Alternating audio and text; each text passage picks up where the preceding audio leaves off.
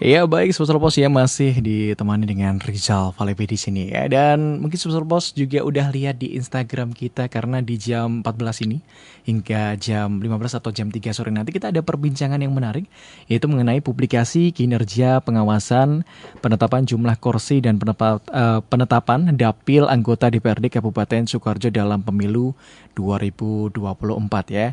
Dan saya kalau ngomong sendiri tentunya nggak tahu, saya sudah bersama dengan pakarnya ya, yang siap untuk ditanya-tanya pada hari ini ada Pak Bambang Muryanto STMH dari Ketua Bawaslu Kabupaten Sukoharjo. Saya mau sapa dulu, selamat siang Bapak. Selamat siang Mas.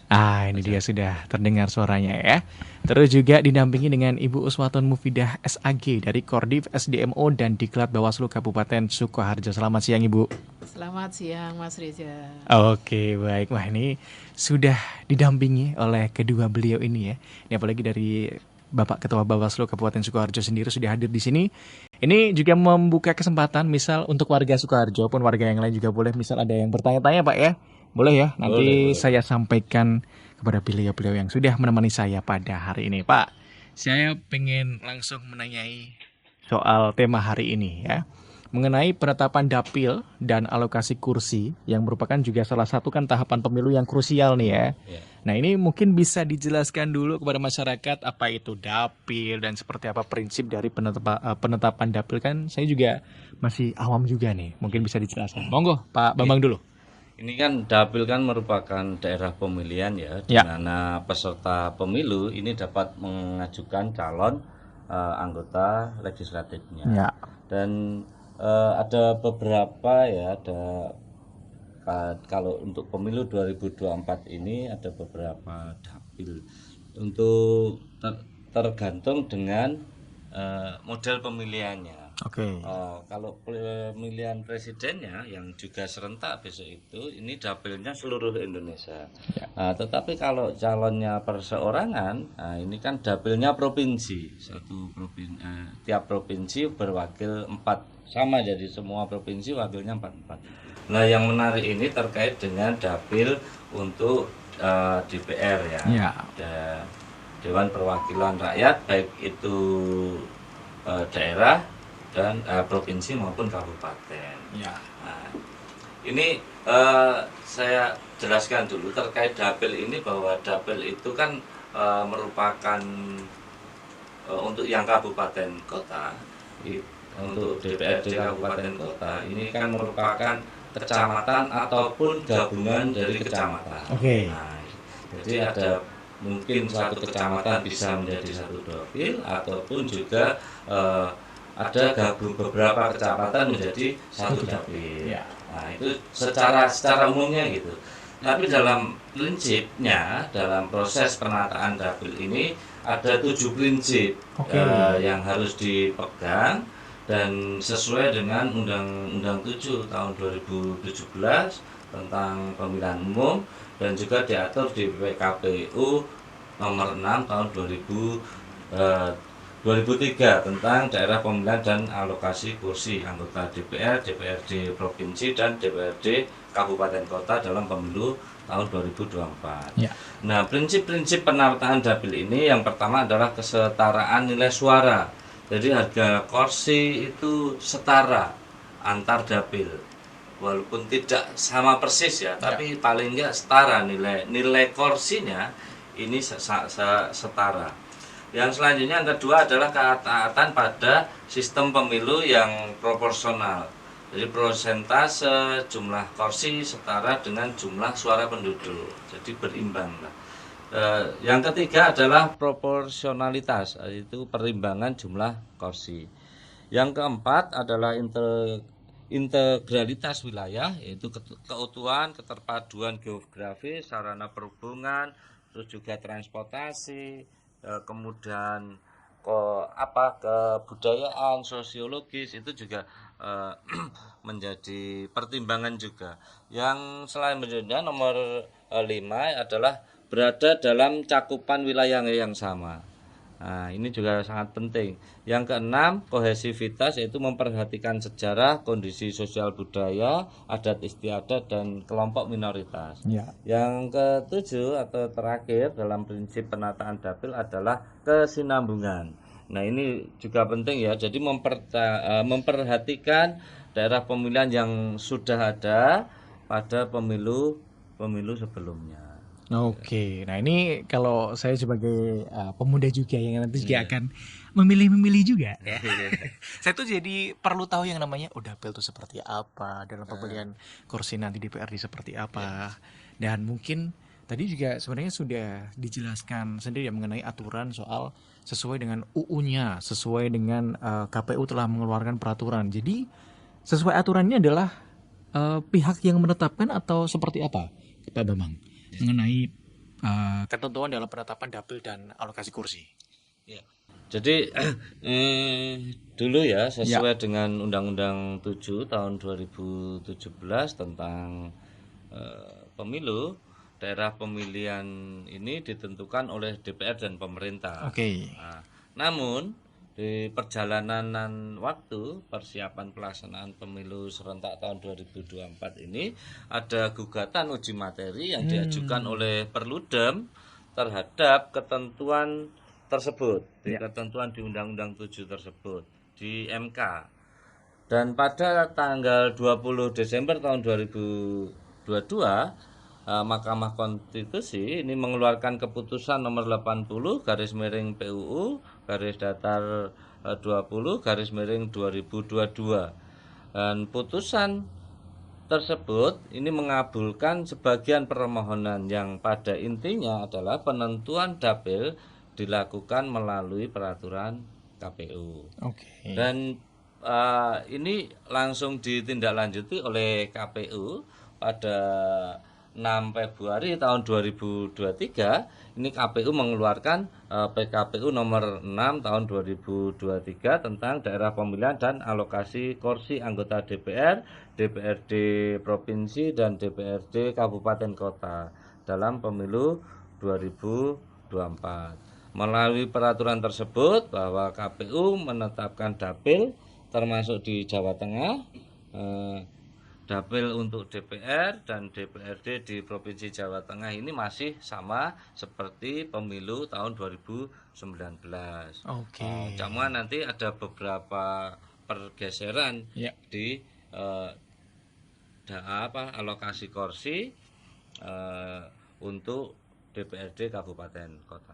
Oke, wah ini penjelasan yang perlu kita ketahui bersama untuk sobat-sobat di rumah juga ya, apalagi kalau melihat di tanggal 6 Februari 2023 ya KPU sudah mengeluarkan peraturan yang paling baru ya Pak ya, mengenai pemilu di tahun 2024. Nah ini sebenarnya juga nyambung juga ketika sudah kita tahu sendiri ya mengenai prinsip dari penetapan dapil, siapa yang menentukan penetapan dapil, alokasi kursi juga, apalagi ini udah benar-benar dekat di tahun 2024 tinggal Februari ya Pak ya? Iya, setahun tidak ada udah pemilu lagi. Paling 10 bulanan ya. Iya, nah itu dia. Tugas-tugasnya pasti akan lebih banyak dari Bawaslu Sukoharjo. Nah, ini mungkin nyambung habis dari Pak Bambang, saya beralih ke Ibu Uswaton ya.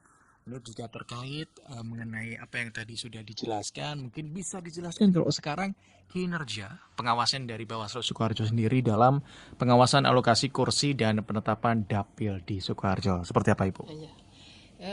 Untuk pengawasan dan penetapan dapil dan alokasi kursi ini dilakukan oleh Bawaslu Sukoharjo ini melalui langkah-langkah yang sesuai dengan Surat Edaran Bawaslu RI yang nomor 33 tahun 2022 tentang pedoman pengawasan penataan daerah pemilihan dan alokasi kursi anggota Dewan Perwakilan Rakyat Daerah Kabupaten Kota dalam pemilihan umum. Nah, ini ada beberapa langkah yang dilakukan. Ini yang pertama membentuk tim pengawasan. Ini terdiri dari ketua maupun anggota Bawaslu beserta teman-teman staf yang selalu siap untuk melakukan pengawasan, kemudian melakukan pemetaan juga untuk potensi permasalahan dalam penentuan dapil. Nah, ini cukup penting. Sebelum KPU menetapkan, kita sudah melakukan pemetaan lebih dulu. Nah, kemudian juga melakukan pengawasan melekat terhadap proses penetapan dapil di KPU sejak tahapan persiapan, kemudian juga sosialisasi, uji publik, penetapan, dan tahap sekarang ini sosialis dapil itu sendiri. Jadi setelah uji publik, saat ini sudah sosialisasi dapil untuk Kabupaten Sukoharjo dan tentunya seluruh Indonesia ya. Nah, kemudian juga memanfaatkan media sosial untuk mendorong masyarakat aktif mengawasi penetapan dapil dan alokasi kursi. Nah, kemudian juga membuat posko aduan apabila masyarakat ingin memberikan masukan terkait proses penyusunan penetapan dapil dan alokasi kursi. Nah, ini tentu aduan itu dilakukan sebelum dapil itu ditetapkan. Berarti memang sekarang ini masih dalam tahap sosialisasi. Masyarakat boleh sudah terbentuk. Kalau saat ini sudah terbentuk. Sudah ditetapkan. Sudah ditetapkan. Sosialisasi terkait penetapan dapil tadi.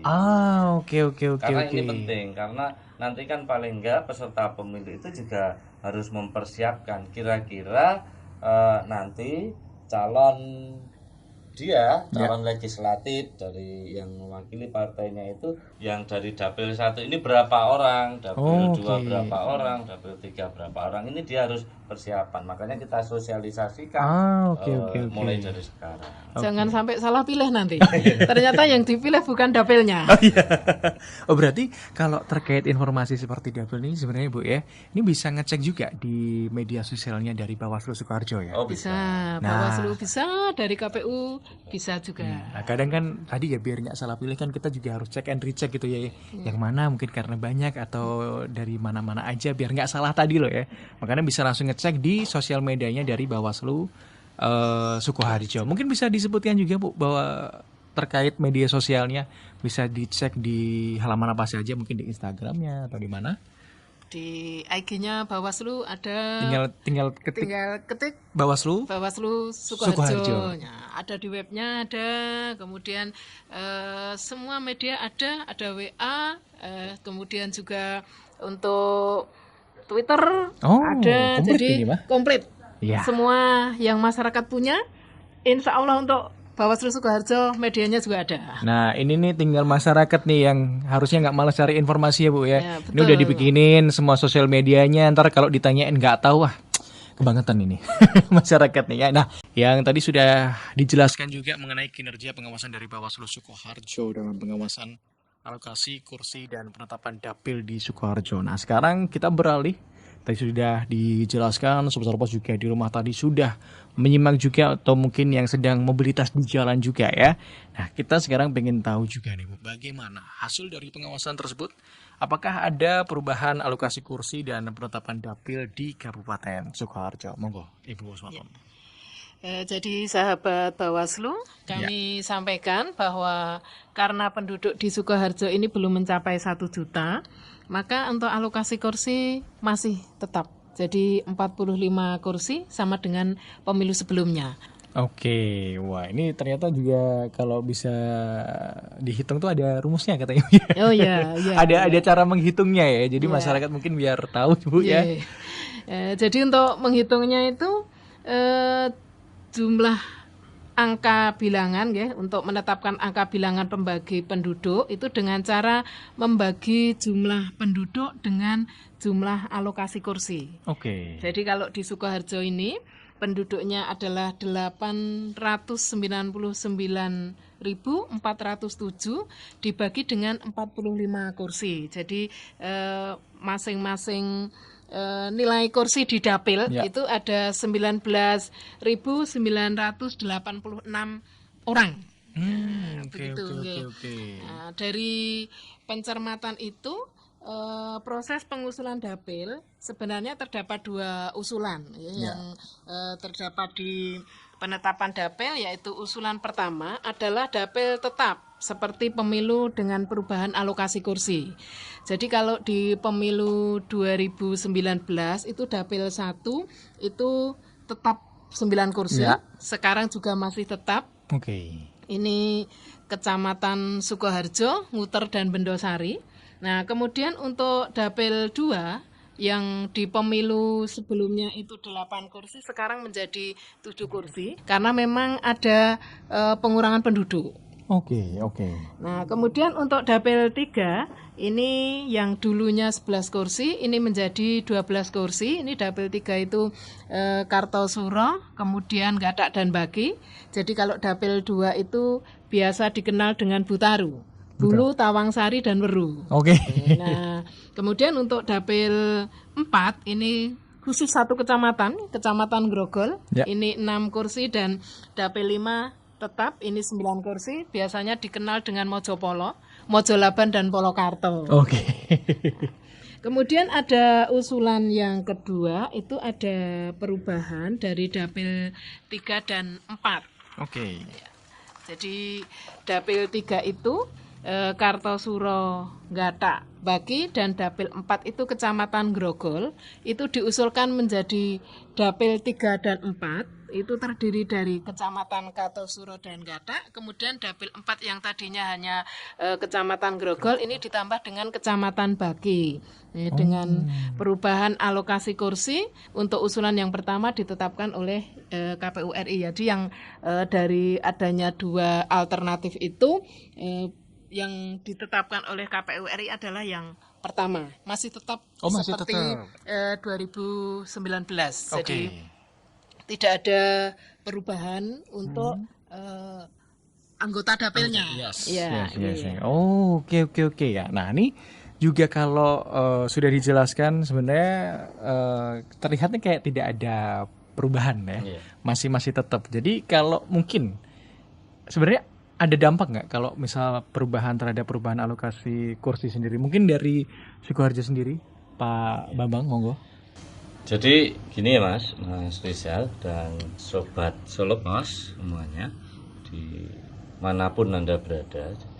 Meskipun dapil di pemilu 2024 di Kabupaten Sukoharjo ini tetap, namun ada terjadi perubahan terhadap jumlah alokasi kursi, yaitu dari Dapil 2 dan Dapil 3. Nah, ini Dapil 2 yang seperti yang disampaikan oleh Bu Uswatun tadi, yaitu terdiri dari Kecamatan Bulu, Weru dan Tawangsari. Di pemilu 2019 ini ada 8 kursi. Dan untuk pemilu 2024 besok ini menjadi 7 kursi, jadi berkurang 1 untuk kursi anggota DPRD kabupatennya di Dapil 2. Sedangkan di Dapil 3 yaitu Kecamatan Kartosuro, Gatak dan Baki, di pemilu 2019 kemarin ada 11 kursi, tapi untuk pemilu serentak tahun 2024 besok ada 12 kursi. Nah, ini perlu diketahui semuanya ya oleh baik itu masyarakat ya dan juga oleh peserta pemilu. Untuk pemilu terutama partai politik peserta pemilu di wilayah Kabupaten Sukoharjo. Dan perubahan alokasi kursi ini dampak faktualnya adalah terkait dengan jumlah anggota legislatif di wilayah dapil tersebut yang nanti untuk dicalonkan di masing-masing partai politik.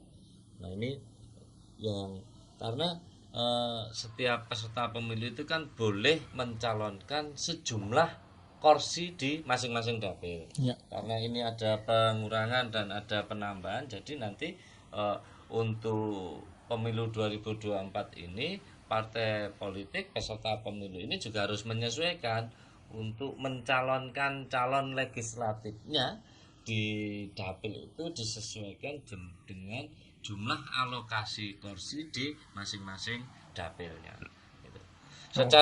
Mungkin secara rinci ya, secara jelas saya sampaikan sesuai dengan keputusan peraturan KPU nomor 6 tahun 2023 terkait dengan penetapan kursi, khususnya untuk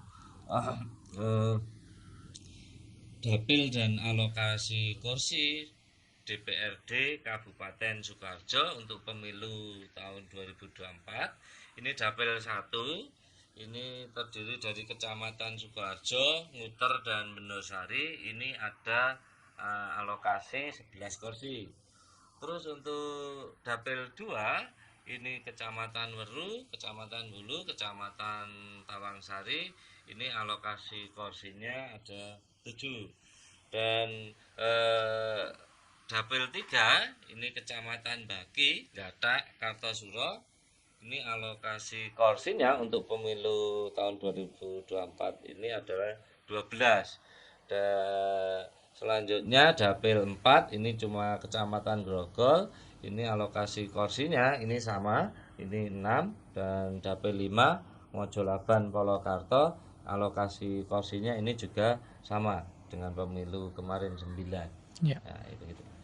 Oke, nah ini terkait dengan penetapan yang sudah bisa dibilang ya ada perubahan cuman dikit aja, Ya. penambahan ataupun pengurangan di salah satu dapil ya Bu ya. Pergeseran Pergeseran alokasi kursinya. Nah itu kalau di jumlah sebenarnya sama-sama Sama. aja ya. Sama. Sama-sama aja kan ini 7 jadi 8 Delapan jadi 7 sama yang 11 jadi 12 kayak cuman dipindah aja nih. Iya. Ya Nah. karena mobilitas penduduk itu kan tinggi ya. Kalau mungkin kita dari sisi sosiologis ya, Ya. memang Buluweru Tawangsari itu bisa dibilang pedesaan gitu ya. Oh, sering Banyak pindah. perantau juga, banyak banyak perantau perantau juga. Akhirnya banyak yang merantau ke kota. Dan sedangkan kalau Kartosuro, Mbaki itu kan istilahnya Banyak pendatang. daerah-daerah berkembang gitu kan. Pada manggon di sana ya, Pak ya. Jadi banyak perumahan, banyak akhirnya kan penduduk juga banyak masuk yang ke situ. Ini yang menyebabkan jumlah penduduknya bertambah di Iya. kecamatan yang ndelalah masuk di dapil 3 ini. Iya benar. Jadi Sedangkan yang dapil 2 ini kan daerah selatan ini udah perbatasan dengan Gunung Kidul, perbatasan dengan Wonogiri, Klaten.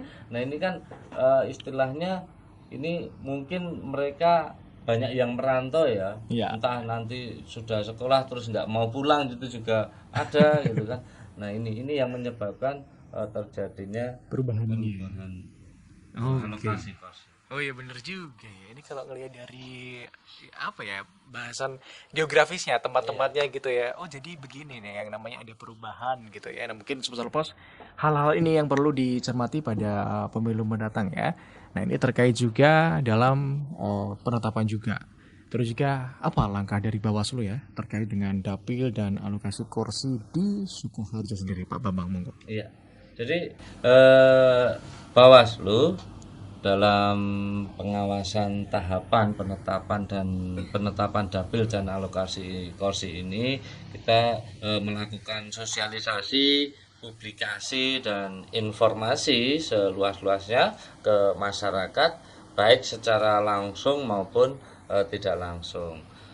Dan secara langsung ini kita juga pernah mengundang stakeholder untuk berdiskusi bersama terkait dengan dapil dan alokasi kursi.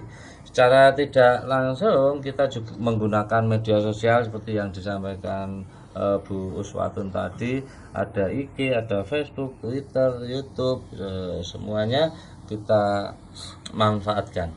Dan juga kita juga menggandeng masyarakat untuk mensosialisasikan terkait dengan perubahan alokasi kursi ini untuk pemilu tahun 2024. Dan saat ini kan sebagai contoh juga kita melakukan publikasi, sosialisasi gitu kan untuk memberikan informasi kepada masyarakat khususnya di Kabupaten Sukoharjo terkait dengan perubahan alokasi kursi untuk pemilu serentak tahun 2024. Walaupun untuk DPRD provinsi ini dapilnya juga tidak berubah, misalnya masih di dapil 7 dan jumlah kursinya juga masih sama, dan untuk DPR RI ini juga masih di dapil 5 dan jumlah kursinya juga masih sama.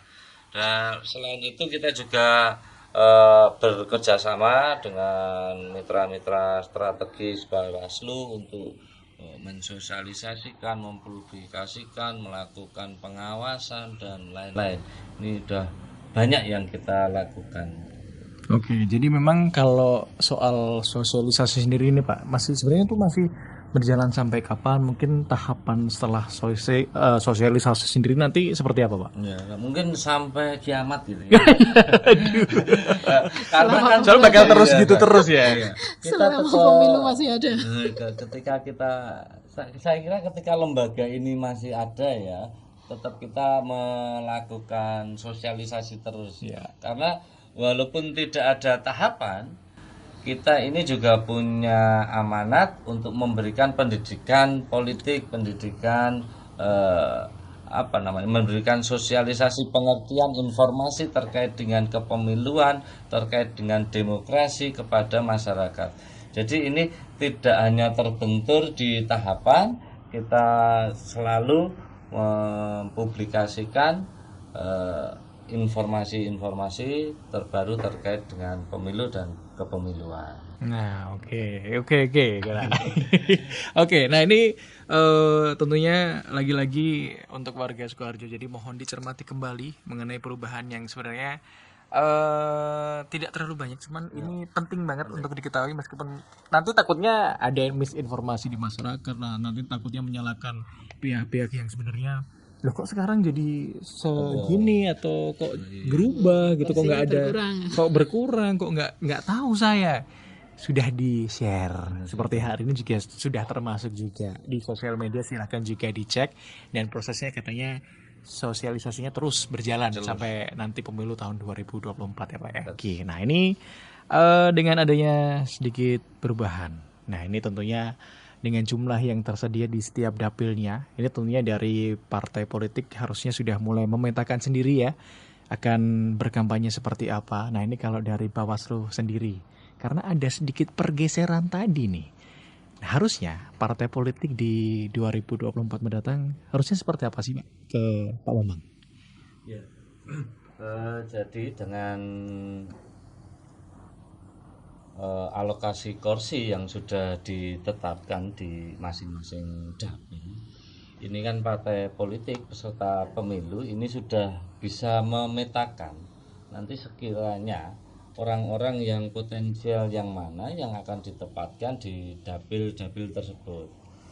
Karena mungkin kan kita kadang juga bisa ketahui, kita dengar ada dapil neraka, ada dapil surga gitu. Iya, siap. Karena dari dapil ini sesuai dengan ketentuan baik itu undang-undang maupun PKPU, untuk dapil kabupaten kota ini jumlah kursi minimal itu 3 dan kursi maksimal itu 12. Ya. Sedangkan partai politik peserta pemilu itu sudah 18. Nah, misalkan ini dibagi saja 18 saja sudah tidak bisa gitu kan. Jadi harus ada perebutan di situ, harus ada pertarungan, persaingan, penyampaian visi misi gitu kan, untuk memperoleh dukungan dari seluruh warga masyarakat di tiap-tiap dapilnya. Nah, ini kan butuh orang-orang, butuh strategi khusus juga dari peserta pemilu agar memperoleh simpati dari warga warga pemilih di tiap-tiap dapil. Dan Bawaslu dengan dapil dan penetapan dapil dan alokasi kursi ini, kita juga sudah bisa harus memetakan terkait potensi-potensi keterawanan dari hasil ditetapkannya alokasi kursi ini. Oke, nah tadi karena juga sesuai disebutkan ya, ada dapil surga, ada yang namanya dapil neraka. Ini berarti ngomongin soal gesekan yang mungkin terjadi di setiap daerah untuk dalam pemilihnya ya. Iya, betul. Ini sebenarnya sudah punya racikan sendiri kayak pengawasan ini nanti harus begini nih, karena ini dapilnya udah, ini bahaya nih nanti di lokasi ini mungkin dengan gesekan yang luar biasa. Nah ini mungkin dari Pak Bambang atau Bu Usmaton boleh menambahkan pengawasannya sendiri sudah siap untuk kemudian nanti waktu pemilihan. Bagaimana Bu Usmaton? Monggo Pak Bambang. Ya, oke. Ya, jadi kita siap ya dari sisi SDM, Ya. gitu kan. Dari sisi SDM kita sudah siapkan dari 167 desa kelurahan. Kita sudah ada pengawas desanya dan ada 3 di masing-masing kecamatan. Ini istilahnya modal kita. Ya. Modal tenaga kita untuk melakukan pengawasan pelaksanaan tahapan. Karena tahapan ini berlanjut, setelah alokasi kursi ini ditetapkan, nanti ada pencalonan, partai politik itu sudah menyiapkan orang-orangnya untuk duduk atau dicalonkan dari dapil-dapil ini. Kita juga sudah siapkan personel-personel kita untuk bisa memetakan wilayah-wilayah mana yang rawan, mana yang perebutannya nanti keras. Nah, karena ketika wilayah itu padat pasti akan menjadi serangan bersama-sama. Jumlah pemilihnya banyak pasti akan menjadi arena pertempuran perolehan suara. Iya, paling banyak ya gesekannya ya. Oke, wah ini tentunya dari Bawaslu Sukoharjo sendri, kalau dari pemilihan ya tentunya udah selalu disiapkan sambil tentunya menuju ke 2024 juga ya. Ini kalau boleh saya menyambung, ada yang pendengar yang masuk ya. Ini mumpung waktunya masih ada ya. Ini kepada Bapak Aris ya. Ini kata selamat sore Surpos FM dan Bawaslu Sukoharjo ya. Selamat sore Pak Bambang dan Bu Swaton, disapa juga ya. Saya mau tanya ini, bagaimana cara penetapan kursi DPRD? Saya bacakan sesuai dengan apa yang masuk ya. Penetapan kursi DPRD di Sukoharjo dan dasar aturannya atau UU-nya dari Pak Aris di Wironagan, Gatak, Sukoharjo. Siapa ini? Monggo Pak Bambang. Jadi untuk ini mungkin ada miss ya, kalau penetapan kursi DPR itu ya nanti setelah pemungutan selesai gitu. Pemungutan rekapitulasi akhirnya kan ada penetapan hasil. Nah, itu kan mungkin yang, tapi coba saya jelaskan dua-duanya ya. Terkait dengan mungkin yang dimaksud adalah penetapan alokasi kursi untuk dapil. Ini seperti yang disampaikan oleh Bu Us tadi ya, bahwa untuk penetapan alokasi kursi ini adalah jumlah penduduk dibagi dengan jumlah kursi yang ada. Akhirnya didapat BPBD, bilangan pembagi penduduk gitu. Nah, akhirnya inilah yang menjadi dasar nanti, karena setiap kecamatan ini ada berapa penduduk dibagi itu. Akhirnya ketemu itu, misalkan kecamatan A itu cuma 2 kursi, kecamatan B 3 kursi dan lain-lain. Akhirnya dengan prinsip tadi, sesuai dengan tadi ditanyakan juga terkait dasarnya ada di Undang-Undang 7 dan di PKPU 6 gitu kan, Undang-Undang 7 tahun 2017 dan PKPU, bahwa dapil itu jumlah kursi minimal 3 dan maksimal 12. Dengan penghitungan tadi kira-kira kuota alokasi di tiap kecamatan itu ada berapa kursi, akhirnya karena dalam penetapan dapil ini kan, dapil ini merupakan kecamatan dan atau gabungan kecamatan. Jadi ada kecamatan yang bisa berdiri sendiri, ada yang harus gabung dengan beberapa kecamatan. Nah, kalau di kita ini kan contohnya komplek ya. Yang dapil cuma ada 1 kecamatan kita ada gitu kan, di Grogol, dan dapil yang 2 kecamatan itu Mojo Laban Polokarto dan yang lainnya 3 gitu kan. Nah, ini karena kita melihat tadi jumlah penduduk dibagi bilangan pembagi penduduk tadi, akhirnya dijumlah-jumlah dengan memperhatikan juga 7 prinsip penetapan dapil tadi, yaitu kesetaraan nilai gitu kan, ketaatan pemilu, proporsional gitu, integritas wilayah dan lain-lain. Oke, nah mungkin arahnya mungkin maksudnya ke situ. Iya, maksudnya ke situ ya Pak Aris ya. Nah, ini Pak Bambang, untuk mempersingkat waktu ya, ternyata sudah hampir mendekati jam 3 sore. Terakhir dari Bawaslu Sukoharjo, closing statement dari masing-masing, apalagi Ketua Bawaslu Sukoharjo, Pak Bambang, seperti apa ini? Ya, kami mengharap ya seluruh partisipasi dari seluruh warga masyarakat, khususnya warga masyarakat Kabupaten Sukoharjo untuk ikut aktif bersama kita melakukan pengawasan terhadap pelaksanaan persiapan penyelenggaraan pemilu serentak tahun 2024. Karena apa? Karena pemilu ini adalah milik seluruh masyarakat, seluruh warga negara Indonesia. Jadi pemilu itu bukan pemilu itu bukan milik KPU, pemilu itu bukan hanya milik Bawaslu, apalagi pemilu itu hanya milik peserta pemilu. Tetapi pemilu ini milik seluruh warga negara Indonesia. Jadi semuanya punya hak informasi, semuanya punya hak untuk mengawasi, dan semuanya punya hak untuk ikut berpartisipasi, baik aktif maupun tidak aktif. Oke, Bu Swatun, monggo. Ya. Saya mengajak seluruh masyarakat Sukoharjo khususnya selalu pantau untuk medsosnya Bawaslu sehingga tidak akan pernah ketinggalan setiap tahapan untuk pemilu 2024. Oke. Begitu saja. Oke, baik. Ini tentunya aman dan lancar saja kalau doa saya untuk Bawaslu Sukoharjo ya. Mungkin nanti di next ketemuan nanti ya ada informasi lanjutan mengenai pemilu 2024. Tentunya untuk sore hari ini saya berterima kasih dulu ke Pak Bambang dan Bu Swatun ya sudah memberi informasi ke masyarakat. Mungkin ya terkait masyarakat yang ingin bertanya silahkan bisa langsung ke sosial medianya dari Bawaslu Sukoharjo ya. Dan thank you untuk Sobat Pos ya. Nanti kita akan ketemu lagi di perjumpaan berikutnya. Saya Rizal Falevi mewakili juga teman-teman yang ada di studio. Pamit undur diri. Selamat sore dan sampai jumpa.